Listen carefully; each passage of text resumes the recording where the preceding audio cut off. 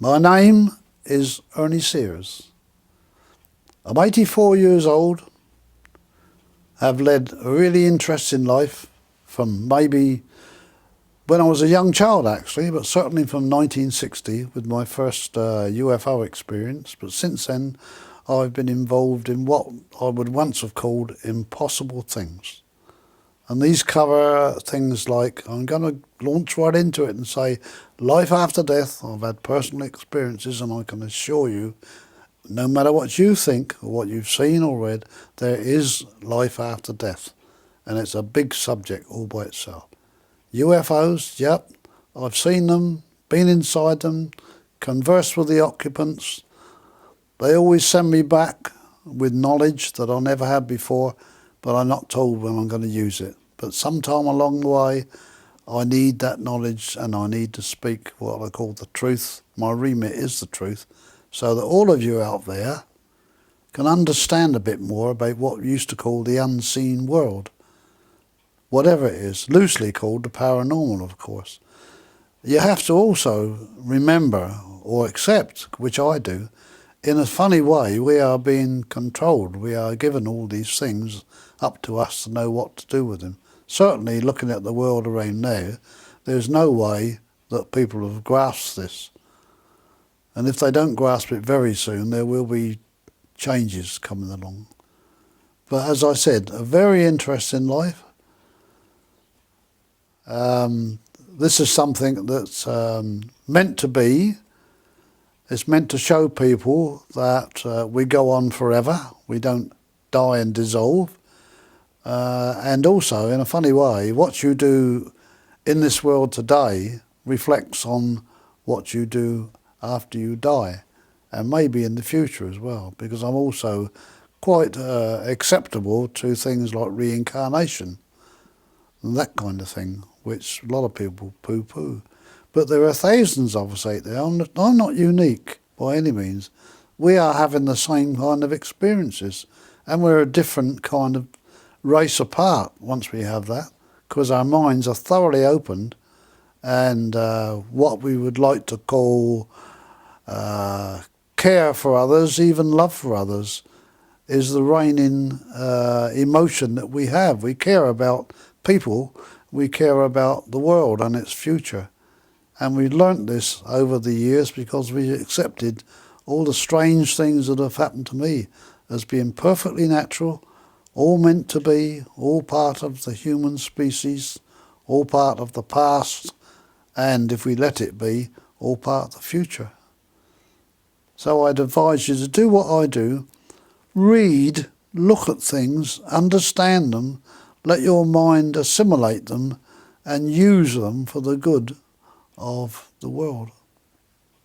Have a look at my prompt sheet I've got here. I've got half a dozen which I made up before this program was mooted, you might say, and it's prompt sheets from the number of lectures I've given over the years, pieces out of that, ostensibly of my 8 abductions. And I don't know really whether I should start with 1933 when I was 9 years old, but that was when I had an out-of-body experience. We lived in Gosport in Hampshire, and I was quite ill at the time, in bed, feeling ill too, and the doctor was there, my mother speaking, and I could understand he was saying, let's see what he's like in the morning. If his temperature's gone down, then he's going to be all right. And I didn't really know what he was talking about. So anyway, they left the room, the bedroom, disappeared off, and I just lay there feeling really ill. I didn't care what happened to me. And the wallpaper in the bedroom was old-fashioned, what I call Victorian stuff, really. Great big black triangles and a pattern in the middle. And I looked at these black triangles and whatever, and I was being drawn into them, really drawn into the triangles. So the next thing I knew, I was going out of the bedroom door, and I went through the bedroom door. I didn't open it, I just went through it. And I was at the top of the stairs, and I thought, I'm going to tell Mum I'm flying. And so I floated down the stairs, all the way down the stairs, turned left where the lounge door was shut, went through the lounge door, and there was my mother and a neighbour sitting toasting their legs in front of the kitchen range, the old-fashioned kitchen range. And they yelled out, "Mum, look, I'm flying." And they never turned their heads at all. And I tried again, "Mum, I'm flying." No, and then psst, I was back in bed. The next thing I knew, I woke up in the morning and I felt all right. Well, okay. When my mother came up to see who I was and felt my head, she said, "Oh yeah, your temperature's down." I said, "Mum, I shouted at you last night because I flew down the stairs and through the door and you never took any notice of me." And she looked at me, and it was many years later when I remembered how frightened she looked when I said that. And many years later I went back to that and said, I've read about even parents and grandparents were abductees in previous generations. She knew what I was talking about. It scared her. So she said, "I think, son, you'll find that if you were meant to fly, God would have given you wings." "Oh, okay, Mum, but I did fly." So, all right, that was it. A couple of weeks later, I was up and about, and I thought, I'm going to prove to my mum that I did fly. And I was upstairs in the bedroom, and I went to the door, and I opened it, and went to the top of the stairs, and I jumped. Well, maybe I hit 2 or 3 steps on the way down. They were really steep stairs. And I finished up with my head crashing against the skirting board in the passage at the bottom, yelling my head off. Mother came rushing out of the lane and said, "What are you doing?" I said, "Well, I thought I could fly, Mum." "See, I told you couldn't fly." I said, "Yeah, all right, Mum was always right, That was that episode, out of the way. So what it was, it did show me in years later on, you could levitate and you could go through solid objects. Through my UFO experiences, I was shown that and told that, and I could do that. So that was the first thing. Then I was about 14, and that was in, let me have a look, 1937, yeah? Well, 1937 I was, anyway. And again, I was in bed, and I was asleep. And this gorgeous angel came towards me in the night, drifted towards me, like an angel would do if you knew a bit about angels. Lovely golden wings, drifted towards me, and I was standing up somehow. I wasn't sitting down. And she pressed herself against me and she kissed me. I don't often tell this story, but I'm going to tell it now. I had my first orgasm.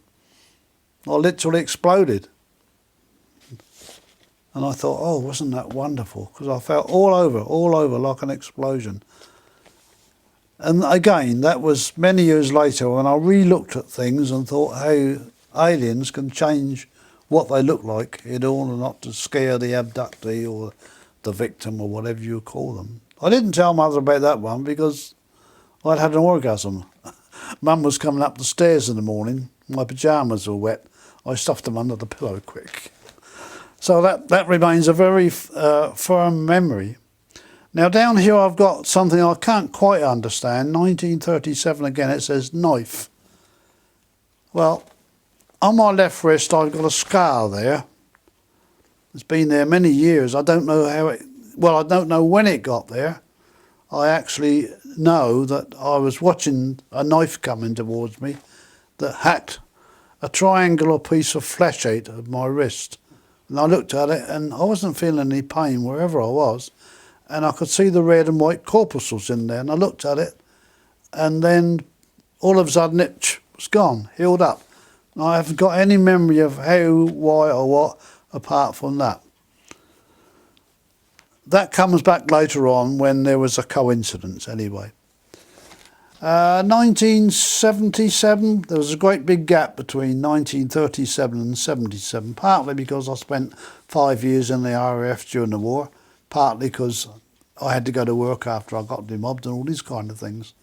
So there were massive gaps there, but I kept up with UFOs because by then they'd been called, got away from the flying saucers story anyway, and they were UFOs. And I did have an experience of a sighting in 1960 when watching two meteor jets coming up towards this object I've been watching in the sky for about half an hour, a glowing object in broad daylight. And as they approach it, I managed to run to a vantage point where I could see it all, and they approached it and it turned on end and totally vanished in a clear blue sky. And I was quite intrigued because I had thought it might have been an aircraft somehow battling against a strong wind. That was in 1960. I got into a phone box that was nearby and phoned up Thorney Island Aerodrome, which was the base for these meteor jets. And all I asked the guy on the control tower was, could you tell me what that object was those two meteor jets were chasing? And he said, sir, you didn't see any jets, you did not see any object. And I just said, well, come on now, I was in the Air Force, I know what meteor jets are, I just want to know what the object was. He said, I'll repeat, you saw no jets, no object. Okay. You might not understand this, not unless you've had experiences. That episode changed my life totally on that day, in that seconds when he said that. And I set out to find why he lied to me. Still doing that these days, only in a bigger scale, you might say. So it wasn't an abduction, but it was a prelude to a lot of things. Okay. I've got a range of 1977 now, quite a long gap in between things, but life had changed quite a lot in jobs and the fact that I got divorced and all this kind of thing you go through in life. But I just happened to be out in the garden in Portswood on a Friday night in November 1977. We had cats. I'd got married again, and my lady was a cat fanatic, so we sort of acquired 5 cats from different people. I'd got out in the garden about 7 o'clock on this Friday evening, just put the cats out and let them run around. Lovely clear blue sky. There was a moon over there in the distance. I looked around and looked right over my head, and there to my amazement was a huge triangle hovering.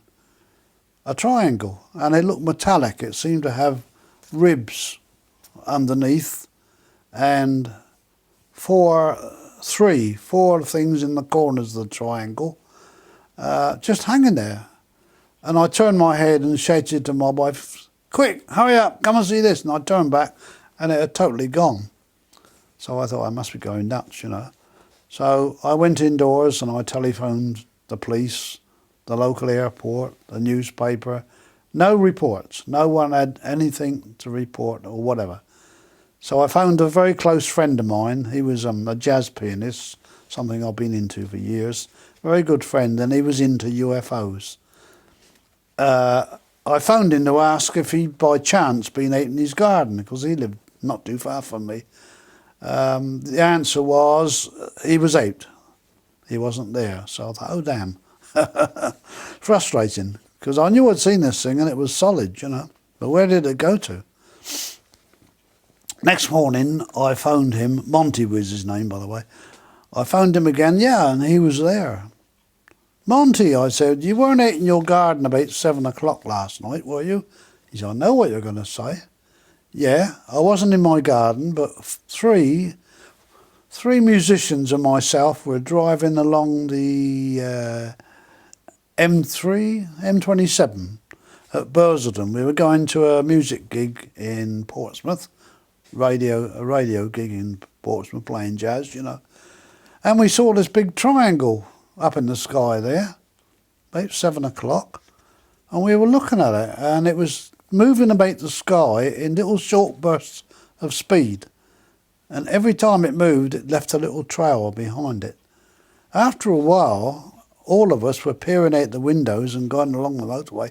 We thought we'd better pull in and have a look at it. It was a bit dangerous doing that like that. So we got out and we all looked at this thing, and it was still there, and all of a sudden it made one last little zip and was gone, disappeared. So they got back in the car and off to the gig. We had a long chat about it afterwards, of course, and I found around the various places the same answers. Even the aerodrome we had then at Hamble reported nothing in the sky over their aerodrome. They had no planes up. Well, this was no plane as I would know it. So that was okay. Another sort of fact along the way that was making my mind open more and more. And then after that, we got round to 1978 in January, when there were reports in our local Southern Echo of people being pursued by a large, silent, oval object, black with lights round the edge. A young couple were featured in the Echo. They'd been followed twice in the New Forest the previous 2 nights, where they'd been to visit their grandparents, I believe. And the woman was quite terrified by it, because this thing kind of hovered over them, and they stopped, and it stayed there and hung in the sky. And then they put their foot down and wanted to get home out the way. And this thing went with them. And it went all the way to where they lived a few miles away. And this had happened 2 nights running, exactly the same procedure.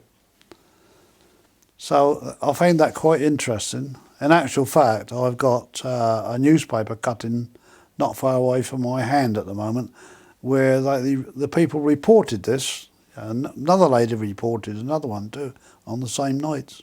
And the authorities and the police said, well, we've had no reports and we don't know what it was.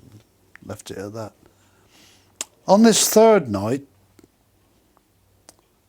we saw this big light coming up from the Isle of Wight through our lounge window. My wife saw it first. Hey, look at that light, she said. I said, good Lord, it's big, isn't it? And it was moving very slowly from the Isle of Wight towards our house.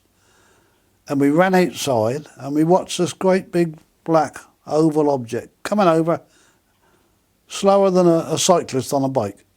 And I knew from my RAF experiences and whatever, no plane could do that. It would have fallen out of the sky. Over the head it went, and I looked up at it and there was no noise, and there was a cabin light in the front, what I thought a big cabin light, and all little lights round the edges. And the lights were blue, green, red. But oddly enough, I got the impression they weren't the same colours as ours. I called them anemic at the time, but anyway, they were there. And this thing just gradually disappeared over my head and my wife's head. I ran indoors and I phoned up one of these couples that had seen this thing on the previous nights, because they were in the paper and I got hold of their phone number. I said, I think I've seen that thing you saw. And the chap said, it's here now. I said, wait a minute, it's here now. It's going round over our garden. I said, it's only just left me. He said, yeah, we got the neighbours out looking at it. He said, and it's just going round, flashing all the lights round the side.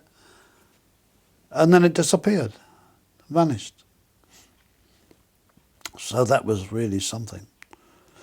On the following night, we saw this light coming over again. Same time, round about somewhere between 6 and 7, coming towards the house. Come on, I said, we're going to go out and have a good look at this thing. I got hold of a pair of binoculars and a camera in the meantime, and we rushed out in the garden, and there it was, silent, huge, just coming over the top. And I looked at it through my binoculars, couldn't see much because the sky was dark at that time, January. So, and this was black, so you could hardly see anything except the lights on the one in the front. No noise except maybe a faint humming that I might have imagined, but not necessarily. We were looking at it and saying, what is it, what is it, my wife and I? And all of a sudden, chung. I laughed at this afterwards because I imagined that a ray had flashed from this thing onto me. And I laughed at it, oh, don't be so stupid, you know. But all of a sudden, I'm in somewhere, metallic, and I'm going by all the planets in the solar system. Mars, the Moon, Jupiter, Saturn. Absolutely gorgeous, just as though I was a tourist laying off the planet and going right round. And then I was on the ground again, all in what seemed to be seconds, and my life had changed again. I felt different. This thing was still there, but it began to move away. And I've never forgotten the feeling I got then. I've only ever come across one person in ufology that felt the same. I was crying. I said, don't go. I want to know you more. You are my brothers. But it didn't make any difference. This thing went slowly, disappeared. Several strange things happened that night. It's as though you got blocks in your memory. And I found out many years later, but it was probably true. They do these sort of things. I never spoke to my wife about it. She never spoke to me. Life went on. Very strange. But a little while after that, I got round to something more dramatic. Well, that was January 1978. A very dramatic experience, but there was more to come. That same year, I was quite friends with a well-known television comedian called Derek Roy. And he rang me one day in the year. He was into UFOs as well. He'd seen them abroad in South Africa, apparently. But whatever it was, he was into that kind of thing. Ernie, he said, I'm dying. And I said, don't be silly, Derek. He was a comedian, you know. You can't be dying. Yes, he said, I've been to the doctors. I've got cancer. And the doctor said to me, eat, drink and be merry. So he said, I don't think I've got long to go, really. I said, I can't believe this. Anyway, Ernie, I've got to do something about it because it's not going to cure me what they're doing for me. I've made an appointment with a healer in Southampton. Now, we didn't drive a car that time. Would you run me over to this lady in Sholing, which is another part of Southampton? Yeah, all right, I said. So we made an arrangement and I drove him over there. And a lovely cottage this lady lived in, very nice old-fashioned cottage. And she came to the door. Oh, hello, she said. Are you Derek's friend? I said, yes, I am. What are you into? I said, what do you mean, what are you into? Have you had any... Are you a healer? I said, no. I don't know anything at all about healing. So she said, oh, you sure? I said, yeah. You must be into something. I'm picking up something from you. UFOs? Ah, she said, UFOs. No wonder, she said. And are you sure you're not a healer? I said, no. Would you like to come in and join in the healing with Derek and myself? She said, yeah, all right. I said, you know, just experience. So we sat in this nice little room there. One of the funny things that happened, they're little things but are important, that Derek had bought himself a crucifix. You know, when you're dying, you turn to all sorts of things. He wasn't religious. He bought himself a nice crucifix and he had it in a box at the time of this healing we went to. The lady said, I'm going to bless this crucifix, Ernie. I said, all right. So I watched her and she went across the mantelpiece and put the box down there and put the crucifix in the top. There we are, she said. And we got on with this healing, which was quite strange straight away because, yeah, thank you. This started happening in my hand and she looked at me, she said, are you sure you're not a healer? I said, quite sure. All right, she said, well, we'll get on with the healing. So we did. And the session finished after about half an hour. And she went across to the mantelpiece to pick up the cross in the box. She didn't touch it. She said, Ernie, come over here. And I walked over and the cross had gone through the box, was underneath. So I thought, hey, that's weird. Interesting, but weird. And I went again about 3 times to a session there with Derek and this lady who was called Phyllis. She was a very nice lady. This 4th time I was there, my hand was absolutely playing up. It was really going all over the place, you know. I couldn't control it, and I didn't like it. I didn't like to feel that I was being controlled for whatever reason. And I looked up at the ceiling because I was being pushed back in this armchair by a hand, which I couldn't see. And I was looking up on the ceiling. There's all these people in the ceiling. Remember, this is a small room, but there may have been a whole crowd of people, and they're all talking at once. And they've all got strange faces, similar faces to each other, and they were in long white robes, all chattering away at me in some language. And I sat up, and I said, I don't like this, Philip. So she said, why? And I told her, oh, she said. I said, I could do with some water to drink. Yeah, all right, Ernie, I've got a jug here with water. And she poured it, and I downed this jug of water. She said, Ernie, I think you're going to become one of us. So I said, oh, I don't know about that. You could be a medium. What do you mean? I said, talking to the dead. She said, oh, no, I don't fancy that. If I'm going to be anything, I quite like the idea of healing, helping people, you know. We talked about it anyway. She said, what we'll do, we'll have a special session, she said, with myself and Phyllis and her partner, who was also a healer, and we'll just see what develops, because I still think you could be a medium. I said, well, I don't want to be a medium, whatever. So she said, I think you're going to be a healer because of your hand, and this is a sure sign. So I said, righto, I'm going to be a healer. Do I advertise? Do I put cards in all the shops and that sort of thing, get people to come and see my healing? Laughing, No, you don't have to do any of that, she said. They'll find you, They'll find you patients. And I said, all right. And I drove a car down, as you know. And when I left the place with Derek, this hand on the steering wheel wasn't mine. It was feeling most peculiar. And I wasn't happy about that. And I was visiting my two ladies who were in my little UFO group from there. I got there on that same afternoon and they said, you all right? And I said, why? You're not Ernie. I said, what do you mean you're not Ernie? Your voice is different. Well, I said, I feel different, but I'm still Ernie. So we sat being talking anyway, and I told her all about this, what was happening. They were quite fascinated by it, these two ladies, because we were all into the paranormal by then, but, it's one of those things. And I was thirsty still, and I asked for a glass of water. They gave me the water, and it shot out my hands and smashed against the fireplace. They were quite startled. I said, don't worry about it. But I rang up Phyllis, because I was a bit perturbed about this. And she said, Ernie, all you've got to do is to say, I am not ready yet, and you'll find that will go away. Really? Is that all I've got to do? I said, yeah. So I sat there feeling a bit strange and saying, I'm not ready yet, please go away. And it did, it died away. My hand stopped vibrating and whatever. And when I went home to my wife, one of the first things I said, I got myself involved in this healing. I knew you would, she said. I knew when you went out you were going to get involved. So, well, apparently I am.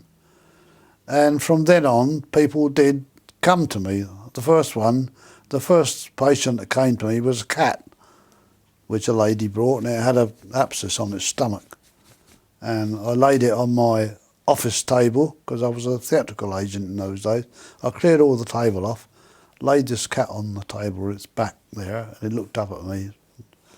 Strange, really. I've looked into its eyes and I thought, you know more than I do, Just put my hand on there and the vibrations and it went. So I said to the lady, let me know how you get on with the cat then, She rang me the next day. She said, I don't know what you've done, she said, but you've healed my cat. She said, the abscess is totally healed.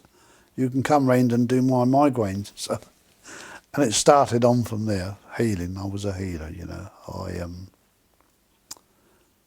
I started giving lectures. One was to a back pain association, which was quite intriguing, actually, because I actually held two ladies in front of all these consultants in the hospital, just with a finger like that, and they couldn't understand it. And these people, I've got their affidavits still. They'd had back pains for 35 years, and they were under all sorts of treatment by consultants. It wouldn't go away, but it went away in seconds.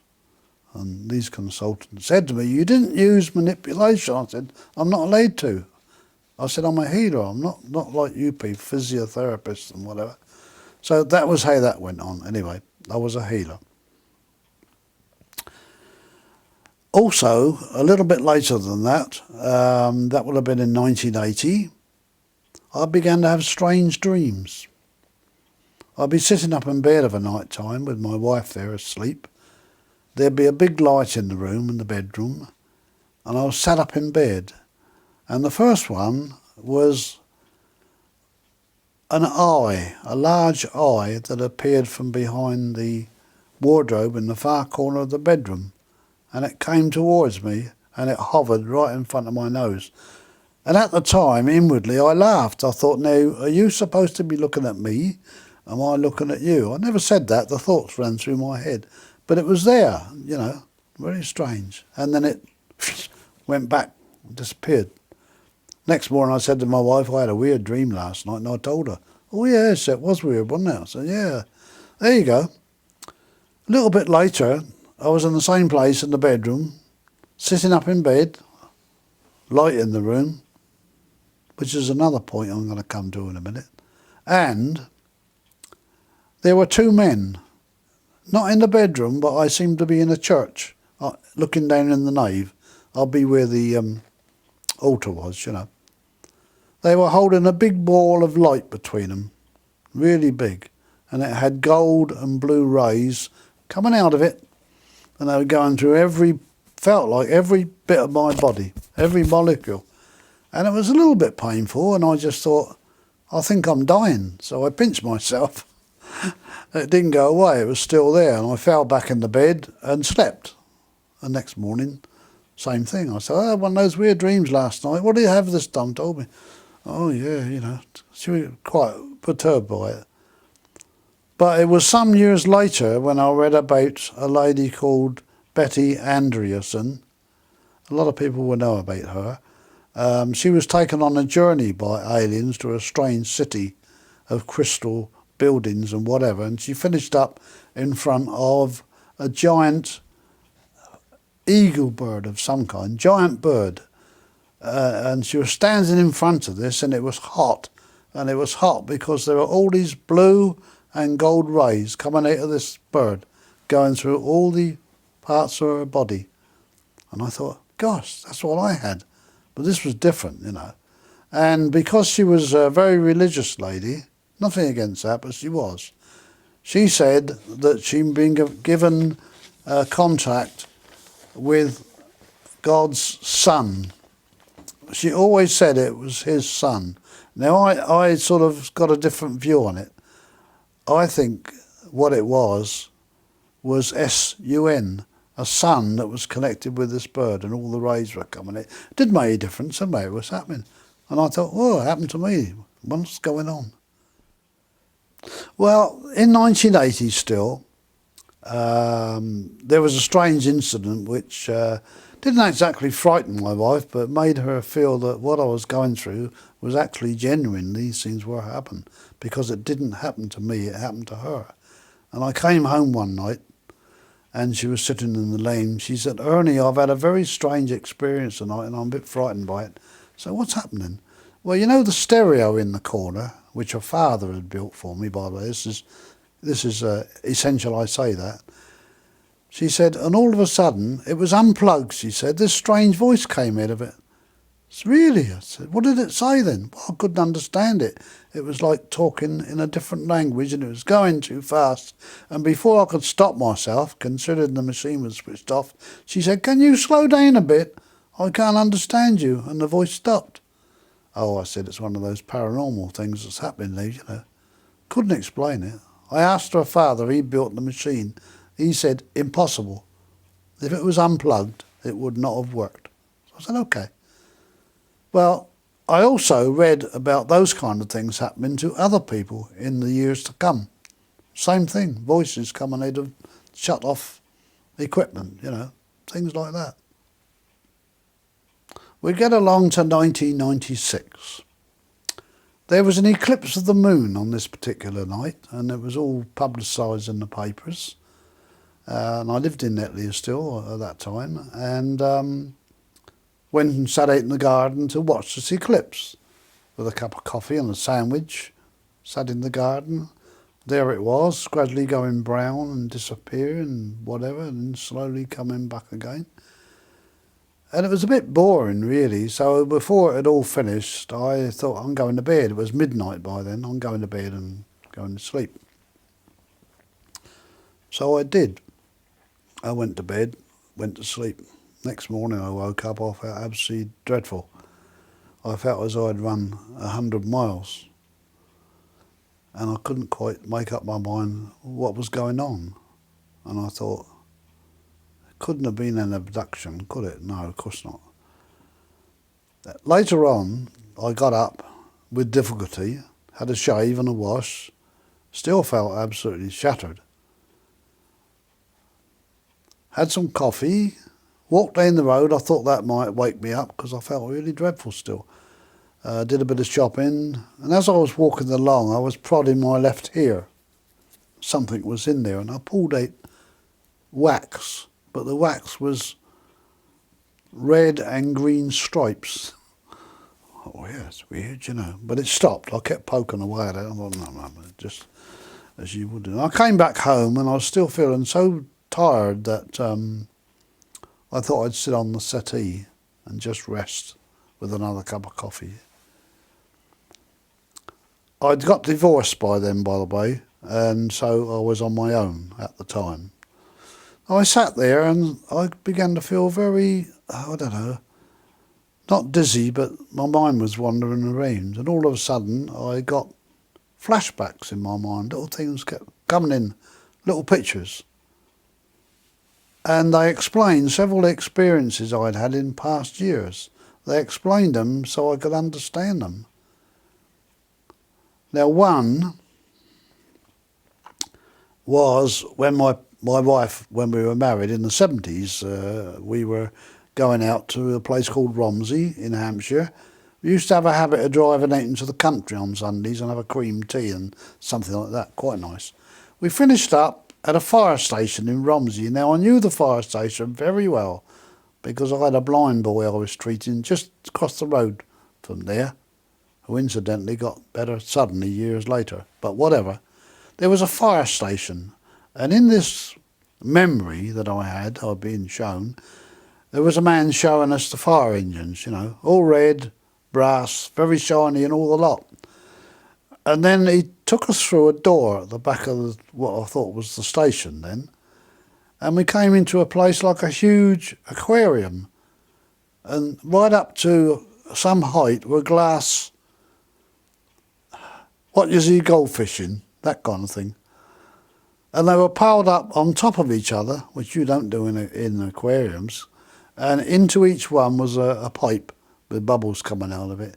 And in each glass thing there, I can't remember what you call those things, a fish tank anyway. There was one fish laying there, comatose, absolutely silent.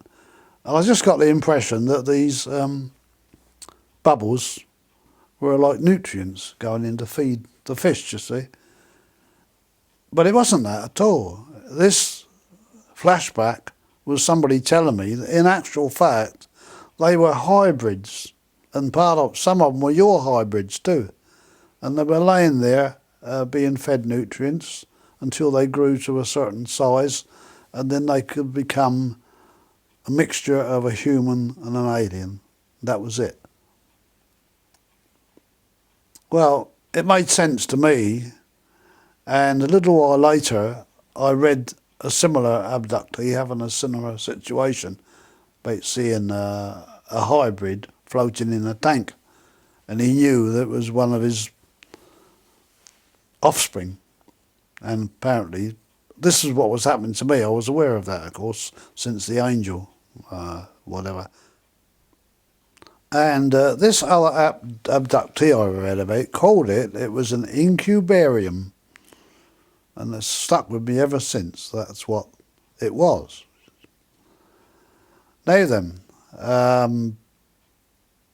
this eclipse of the moon I'd had the night before, I began to think I couldn't have been the only one to go through what I'd seen, because I remembered this eclipse of the moon turned into something else. Instead of being a light in the sky, it had turned into something else, no longer the eclipse of the moon.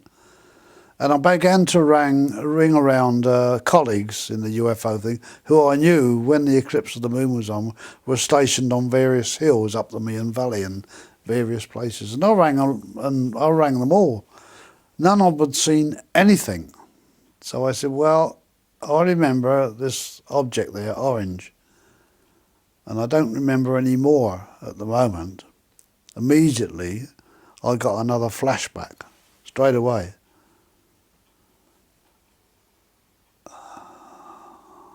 Yeah, all right, yeah. I was in a room. There was a long window there, and there was a table laying there in between me and the window.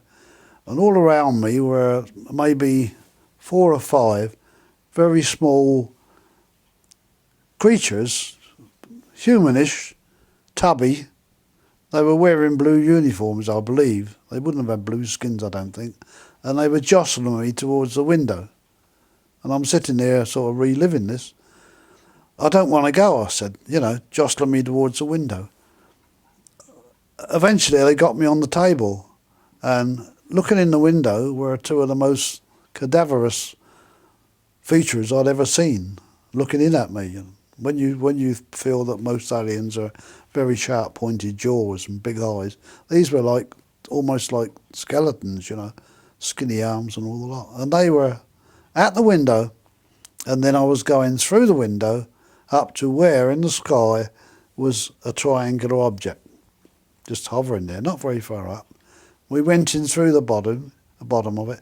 Incidentally, this is something that came up afterwards, but they were explained to me that when these aliens took me, there were three of them, and they had one on each side of me, not touching me, just there, and one in front, and I was going up in a kind of a gravity field. We went in through the bottom of this triangle, and I've always said it was like going through jello. It wasn't a door at all, you just went through it, like that. I don't remember any more about that. It just blank. Next minute I was back in my room, and I realised it was my room. This long window was merely the window to my bedroom, and the table in front of it was my dressing table. So that's where I'd been when they took me. That was very plain to me, made plain to me maybe. Then I thought, how am I going to explain this then? It was so real. I began to try and find out if anyone else had seen this object in the sky. No one, no, nothing at all about it, whatever. I rang up the local authorities and said, have you got any reports of that? Amazingly, the next night in my Daily Echo, there's a report by two what they called amateur astronomers. They were about 5 miles away from me at a place called Stubbington in a field. They were watching the eclipse of the moon with a telescope. And all of a sudden, this orange object they'd been watching in the sky turned into a triangle and whizzed towards them and over the top and disappeared. And there was no more about that at all. They'd been to the police, actually, local police reported it, and they said, we haven't had any reports of anything like that. But these two young lads, that's what they'd seen, so that kind of confirmed for me. I wasn't going nuts, I actually had that experience. Right, we're still in 1998. How can I put this? No, I won't put it anyway, I'll just tell you like it was. I had my lady friend over for some healing, because I was still doing the healing then, you know. She was in some trouble with shoulders and arthritis and whatever. She sat in my lounge on the end of the settee like I am here, and I was there sitting next to her, and I gave her healing. It was quite good, you know.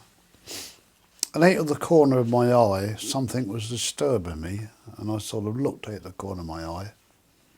In the lounge was a huge angel, golden wings, glowing, stood there, so big she would have been impossible to fit in my lounge. I said to my lady, do you see that? She said, what? Never mind, I said, I'll tell you in a minute. And it was still there. And I did the healing, and the healing was extremely intense. It was so intense that, partly to do with this angel thing, I cried, I burst into tears. What are you crying for?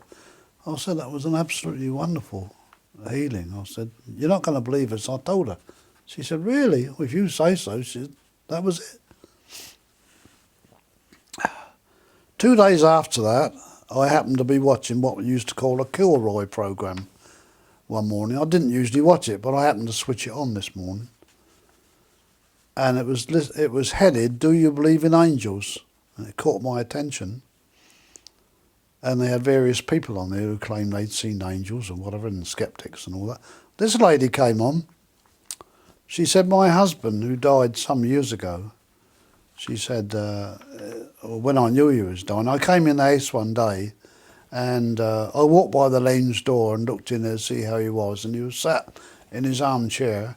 Behind him was standing a huge golden angel with her arms round him on his head. And she looked at me, or it looked at me, and for some reason or other, this lady said, I just shook my head and scurried onto the kitchen. When I got there, I thought, I couldn't have seen an angel, could I? No, she thought. And she went back, and the angel was still there, and it said in its mind, don't worry, come on, give me some help up there, come on. Oh dear. It said something to her that kind of made her consoled, and accepting this angel that was there, that she knew he was going to die, but he was going to go peacefully. And then it went like that. So the coincidence was almost too much, really, but it happened. So of course it took me back to my angel and all that kind of thing, that other people were seeing these. And the funny thing is, when I was sorting out this program yesterday, going through sheets of paper, I found I'd forgotten it. I had a big sheet of paper out of the Psychic News back in 1996, something like that, and it was headed "Encountering an Angel Unaware" by Ernie Sears. I'd written that for Psychic News, and it was a whole page, and it was about all my angel experiences, like I've been telling you just now. So I put it on one side. I thought it might be useful, but yeah, that was another angel episode. We get around to 1999. I'd been writing a letter to a friend of mine in the USA, and it was just about getting on for midnight, and I thought I'd better pack up now.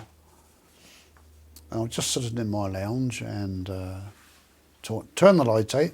As I went out through the lounge door, I had a habit of looking at the clock across the room. Yeah, 5 to 12. That was okay. And off I went to bed. I woke up in the morning. Once again, as before, I was dog tired. I was absolutely shattered. And I thought, oh God, not again, surely. I can't remember anything about it, no. So I was suddenly impelled to pick up my pen, and I always remember this, it was on the back of the letter I'd written to the lady, and I scribbled like mad down there. And these are the actual originals that I wrote, and I kept it because it means a lot. And I should probably have to put my glasses on for that. Is that okay? Yeah.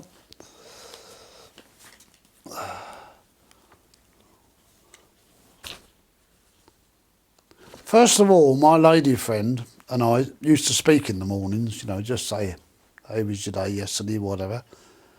And this is what I did this particular morning, before I started scribbling, actually. Let me think about that. Yeah, no. I scribbled these pages first, actually, like mad. I'm going to read part of it out to you because some of it is quite personal.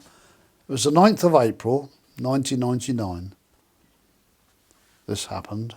And I've got 5 to 12 down here. All right. As I wrote it, I was being told this subconsciously. Here comes that big light again, suddenly, out in the garden. Rushed, because always felt it was going before we will see it closer. And they're referring to the 1978 one when this big light came over. They reminded me that had happened. I don't forget it, it was important. Scar, reason no memory of blood, etc., was touched with a rod and closed almost immediately, not before seeing the open cut. Scar has always been almost indistinguishable, hence no one commented on it. You were programmed, as you have recently thought, to forget the encounter. Other scenarios substituted.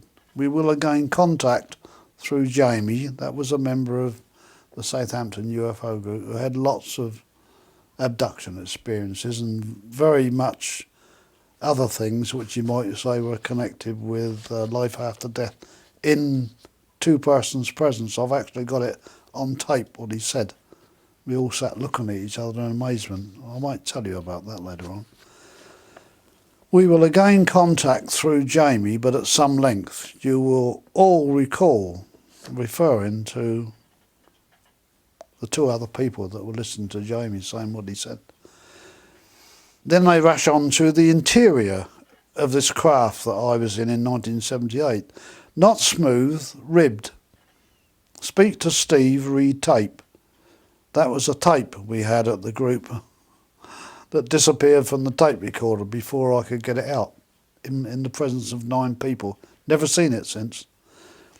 You wish to hear Jamie to see video. This is all, coming at me like mad. We are using Kevin. Oh, he's my healer up in Whitley. Work on your health. Allow us, let all bias go. At night, last night, hence mood today, as hitherto, they're referring to the fact I felt shattered due to where I was the night before. Yes, something. Use your words. These are not alien, so understood. We have to tell you your high state of awareness is due to the internal feeling between you and your loved one. The time is ripe for deeper communications, even contact. We hope to demonstrate on your television spot. Keep your mind aware of this. Shine the light. Back to it again. It is not just something you share with her, it is symbolic. The way will be made easier, although may not appear so at the time. You are bonded. That is our way, our word. Continue. The contact is fading. We will communicate again or visit. Did not Streiber call us the visitors? We are such, not permanent. Planet too violent. The planet lives, so it is affected. You rape it, it rebels. You breed brutality, kill spirituality. Soon we may help. Many are ready. You are losing the link. Go now. Keep the pen by you. Gizmo is attuned to you. It is aware. That was my little chinchilla at the time.